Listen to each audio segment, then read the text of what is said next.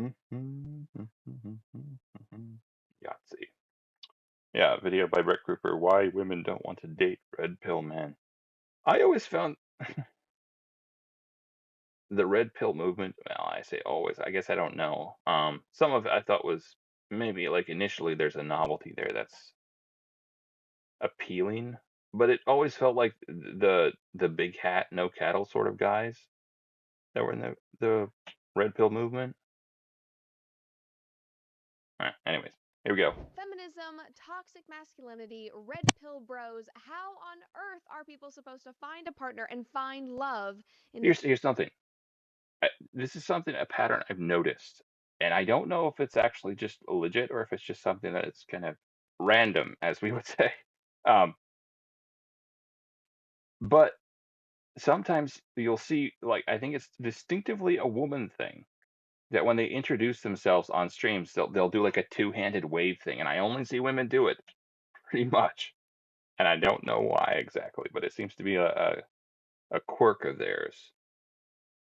Insane dating landscape. I've talked Eh. about this a lot. We have talked about the Gen Z mental health crisis, which, in my opinion, is just a loneliness epidemic. We are so lonely. We have literally been dubbed the loneliest generation. I know that we're trying to work on that, obviously. But even though that loneliness has been fostered through social media and COVID and all of these things, I think that the dating divide and the idea. Well, it's one of those things where, like, if you don't have to, sometimes you literally just don't. And I think previous generations just had to get out and talk to people, and these generations are like this generation doesn't necessarily. They have a lot of technology. They have a lot of like I can just go online and talk to people in Discord or whatever. And like, however awesome that is, I think for people, I think it is really important to have like in-person dialogue with individuals, like face to face. Like, it, it's anecdotally, I think there was actually a situation where there was a lot of maybe adopted kids or kids in some sort of orphanage or something like that.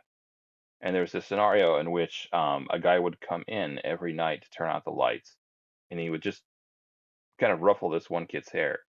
And somehow, like that little level of contact made like a huge difference in the afterlives of all these kids. Where like the one kid that had that human contact, that had that connection, actually I think ended up doing a lot better.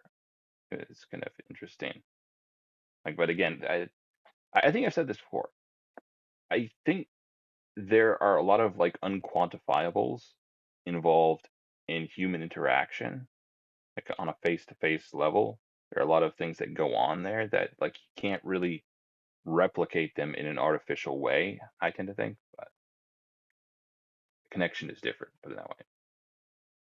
Theological divide has played a huge role. Wendy Walsh, who is a psychology professor at California State University, Channel Islands, Feminist.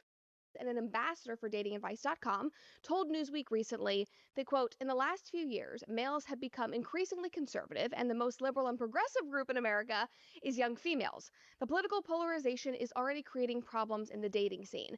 People in their 20s are either Hmm. not dating at all or Hmm. competing for a very small group of people who match their political views. And guys, as I am sure you are well aware by just being young people and humans in this weird Oh. culture, I'm sure you are aware that this divide did not happen overnight. And so we need to look back over the political landscape in the Well, 20. and I think there's an element where you'd see like a pretty significant divide in those who go to college and those who do not as well. And I'm thinking maybe women these days would actually be more likely to be going to college and getting their education there and whatnot, because there's an ideological bent that perhaps goes along with that sometimes, just because a lot of the professors are a certain way and they teach their politics to their students a certain way. So that may be a part of this as well. First century to see how we got here and most importantly what solutions we can employ to actually fix the situation. But before we do, make sure that you like this episode and subscribe to our channel if you have not already, and of course ring that notification bell to make sure that you stay I'll up to do it date on later. every single one Me. of our uploads. And if you want I'm not subscribing to it now. updates on all things Brett Cooper, I mostly only subscribe to like cooking stuff. There are a couple of other things that I subscribe to, but don't judge me. I like good food, and I'm not patient enough to wait for other people to make it for me. So, and live events and fun things that we're doing. also, it was a nice way to learn, or to, for me, this is actually something that would be good for what we were talking about here before. Um, for me, it feels weird and clingy just to ask to hang out with people. So in my world, I try to figure out excuses to be around people, and cooking was an excuse to be around my mother. Taking up golf was an excuse to be around my brothers. So it's a nice way of, hey, you want to do this together instead of just saying, hey, I want to be around you, I want to talk with you, etc., etc. It's just kind of a nice way of kind of intuitively getting into the space where you can talk with people as an incidental of what you're doing together. And for me, that's a really important tool, perhaps that people might want to learn for making friends, I guess. Just figure out, instead of like just going straight after the friendship, just figure out something to do with people, and the friendship can come along as an incidental. This has been another episode from your life coach. Make sure to check out brettcooper.com. Now, back to the show. I think that the easiest place that we can start Has she had her kid yet? is with men. And we talk about this all the time. I have been talking about this basically as long as I have been on the internet. And anyone who follows politics even remotely can see the way and understand the way that our culture has alienated men massively over the last Great decade to sister. 25 years or so. And most recently, in my opinion, it has been the Me Too movement and the lasting impacts of that that really unfairly generalized men as predators. If for whatever reason I couldn't remember the name of Harvey Weinstein. Who's the other pervert? The guy who died in prison. Eh, Which led to massive, massive reputational damage. Epstein. Innocent until proven Jeffrey guilty Epstein. was basically Yes. thrown out in the courts of social media, in the actual courts of law. Like, that has just not been a thing anymore. There was and still is this attack on toxic masculinity, which stereotyped, normal male traits like stoicism or assertiveness as being inherently harmful. And they even went so far as to say that Well, things like football. this is maybe just my relative perspective, but it feels like there was a whole kind of thing where like there were people who instead of like doing the you know respectable thing and just trying to kill men off, they would just ask men to politely die. Like that was kind of the general tone. Just just you've had your chance. You can just lie down and die now, and we'll take care of society from now on. We'll take the reins. There's nothing you can really do. Like I, there's an element where you could say, hey, don't lord over the conversation in certain scenarios. But it feels like there's very few good ways of just saying, hey, you have nothing to offer to this situation. So just, shut up. I don't like that. And hunting and just like Terrible place to normal pause. male hobbies were actually very toxic and were hurting America and were oppressing women. Women would say, F the patriarchy, we want to stamp out the patriarchy. You literally have women who say, Clearly hysterical. Take them away to be beaten. I'm a lesbian because I don't need men. I don't want men. I could literally survive This is without them. actually We don't. this is actually an important thing I think to note though. She was talking about like the beginnings of the Me Too. I don't know, maybe she was. But you're thinking about the beginnings of the Me Too movement with Harvey Weinstein. It wasn't actually a bad sort of thing, but I think this is the nature of every movement that begins. Like once it gets popular, I tend to think the worst sorts of people are the most attracted to power. So once a movement comes into vogue, once it gets popular, you will see the level or the value, the grade of recruits tends to go down because you get a lot of people who aren't there because they really feel a sympathy for the cause and they would be willing to sacrifice for that cause.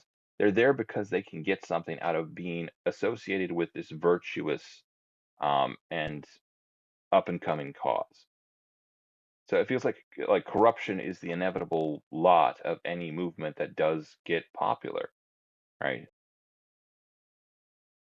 Need them as a Unfortunately, society. And all of this has been the MO for years now. And therefore, society has just get ready. The advertisement's coming here.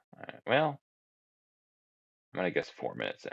shamed a whole generation of young men into thinking that they are inherently monsters or predators or less than. It has For the record, I did actually watch this before. It just I forgot where the advertisement was.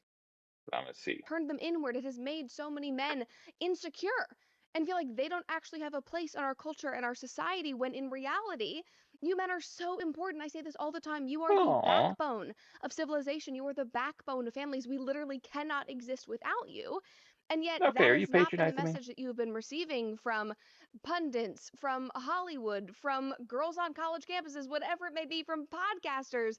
That is not what you have been hearing. And interestingly, a recent British study revealed that nearly 50% of young men reported feeling that being a man is not a source of pride for them, which is just insane. That is the core Here's the thing, like, I hate the notion of self-love, but I think most people, I think it's a good thing to be comfortable with who you are. That's what I like. I hate the notion of like love yourself, be kind to your like no, just be comfortable with who you are and certainly take care of yourself. That's a good thing. But I think the idea is that you should want to focus on the well-being of other people. I think that will give you, in the long run, it will give you a much more fulfilling life. If you try to focus on trying to nourish your connections with other people and seek their good as much as your own, perhaps more so. But again, weird pause. part of your being. That should be something that you love about yourself, that is so integral to who you are, that you should be proud of. And the fact that 50% of young men say that that's not even a thing anymore. And this is what some of the participants had to say. Quote, there are a lot of negative stories about how men have treated women, which makes people assume that all men are the same, which isn't the case, commented one 20-year-old. Another young man said, there is a feeling that men are responsible I think all women are hysterical. Is that valid? for patriarchy, and you feel a sense of guilt, although things were this way Fine. before I was born, and in spite of personal effort for equality. These men are trying. They have heard, they've tried to respond, and yet they still are made to feel so guilty and so out of place. Another one said social media is damaging to men's mental health as a Well, there's a point to be made that like I feel like since the advent of the online stuff, people are trying to respond to that, which is not necessarily a good thing. And I also think it's not necessarily how people behave in real life. Because you see the feminazi on TikTok saying her spiel on her two hind legs, and you try to respond to that. I don't think that's necessarily a good thing. I don't think that's actually. It's how probably some women think, but it's not. I think how the majority of sane, right-minded people think. And the same maybe goes for the red pill movement. I hope ish. society. We have an I expectation guess of the point I'm trying to make. I think people in real life are far more reasonable than they are online, if that makes sense. There's a difference in the way they act or in the way they respond. Another one said social media is damaging to men's mental health as a society. We have an expectation of what a man should be. This puts pressure on men to live up to this expectation. So, in trying to This, all right, I don't know why. I think this is actually the thing I would say. I think people act differently when they're in front of a crowd or when they're in front of other people, like online, like making a video about something. They're very aware of the fact that this will be viewed by other people. People act differently in front of a crowd than they do when they're one on one. And that's, I think, where people are the most reasonable. If you get them one on one and they're alone, I think you can. I'm not saying everyone's reasonable, but I think they're far more likely to be reasonable in that sort of scenario. have heard, they've tried to respond, and yet they still are made to feel so guilty and so out of place. Another one said social media is damaging to men's mental health as a society. We have an expectation Damaging of to what a everyone. man should be. This puts pressure on men to live up to this expectation. So, in trying to connect this with current events, it's yeah, no wonder young men moved to the right. No wonder in 2024 young men came out in droves for Donald Trump and JD Vance, who, they might not be perfect No. men, but they are men who seem to be proud of being men. They are manlier men who have families and seem Men, like men, the heads men, of their men, households. men, Young men men. can look up to them and maybe even see themselves in those two men. It's the reason why UFC has absolutely blown up. It's the Mm. reason why the male podcasting space is dominating right now, because they are speaking to multiple generations of men who've been ignored for years right now. Millennials, Gen Z, Gen Alpha that is coming up. That is why the male podcasting space is dominating.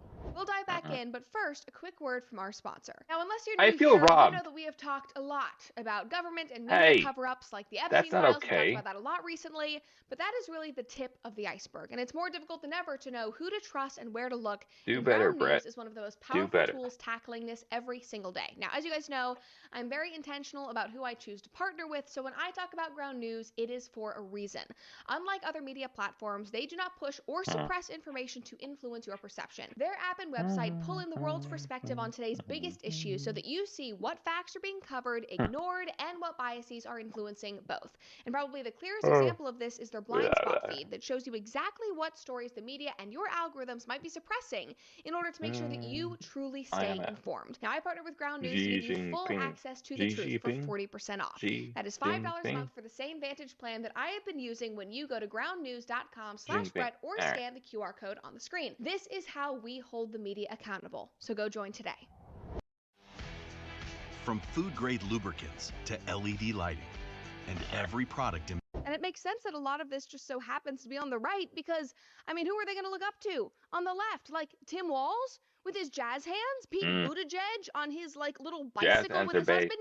No! Like, no, those are not the role models that these young men are craving after decades of being told that they are less than, that they should be ashamed and feel guilty for their natural feelings, their natural inclinations as Well, biological. I think this is where you see the red pill rising. The more it feels like the more you suppress an idea, the more you piss people off, the more any and all responses to that suppression become kind of acceptable in people's minds, and they're less likely to self-regulate that sort of thing. They're less likely to call out, well, at least he's against these guys, right? At least he's against the bad guys in this scenario. So it breeds that type of divisiveness when you're like saying no, you're like, yeah. When it comes from one side, it feels like it's going to come from the other side. It just feels like the way things tend to work. Men. And unfortunately, when a whole society, when a whole political party turns against and villainizes one sex, you are not just going to move to healthy role models and find some common middle Yeah, ground. It's not people are the most moderate creatures. Now, like again, like she's saying, you get this reaction, right? The reaction is seems to be extreme in scenarios where the initial causality is extreme. going to work like that. You are going to see the consequences of young men who fell through the cracks, who were left behind, who were villainized to no end, who were made to feel guilty. They are going to have to go somewhere. And often they're going to lash out, which leads us to the creation of the red pill man, which is a hot topic in Yes. 2025. Whenever anybody brings up the red pill bros, if you talk about them, if you tweet at them, I feel like they're going to end up in this comment section. They're going to like pop out to like talk about their values, All whatever. right, give me a But the second. red pill The man dog's is barking. playing his It's own annoying role me. in this very complicated and convoluted dating landscape. And these men, in my opinion, view modern feminism as a societal evil whose express goal is to oppress men. They believe that women hold unfair power in today's culture, which is Hmm. definitely true in our modern culture, and I agree with them Well, on feminism.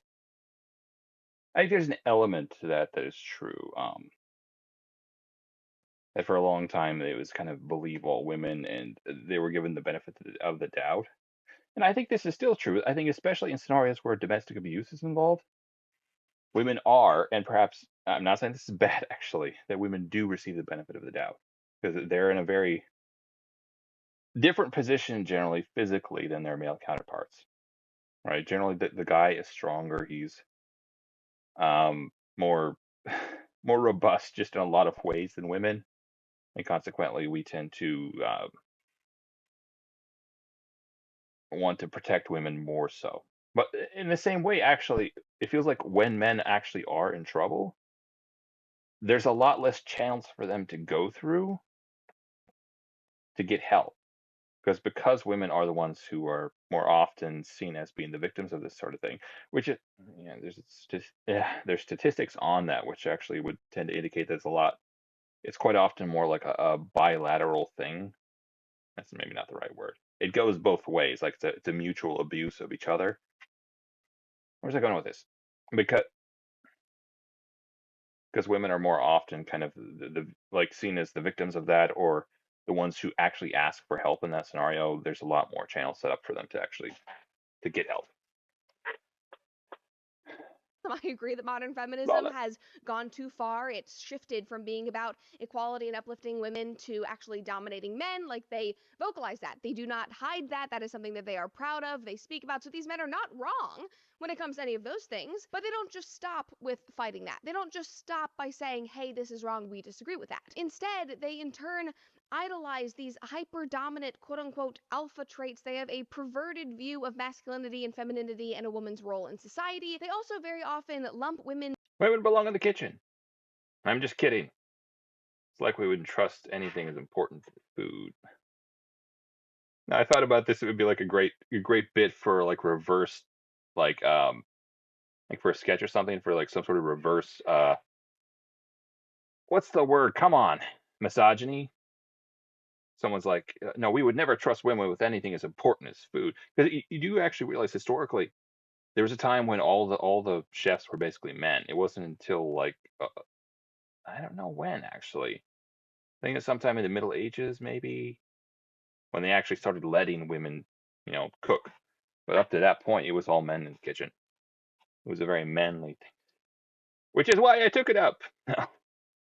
But these days, it's seen as more of a woman's job, kind of a homemaker, kind of part and parcel with that, doing the dishes, doing laundry, and cooking.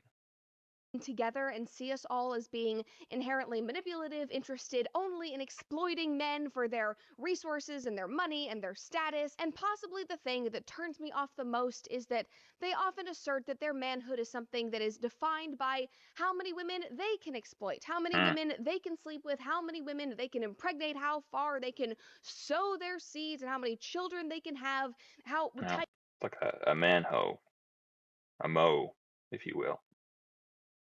and ill-fitting their suits can be, how nice their cars are, like how many cigars they can smoke. It is a caricature of masculinity. It is bitter, and in Mm, my opinion, it is incredibly performative. And while I know that I just spent 2 minutes basically complaining about them and saying what I think is yay! wrong with their ideology, their core grievances, like the reason why the Red Pill Bro was created in the first place, Mm, like their core grievances are often very legitimate. Like, liberal women and progressives, you created a space for the red pill man to thrive. You pushed men for years, mm-hmm. for decades, so far into a corner that they had no choice Say but it to again. turn to people like Andrew Tate to create these ideologies so that they could feel powerful, so that they could have somebody who would say, hey, Yeah, let's watch a little bit more. See if we can find a more convenient stopping place.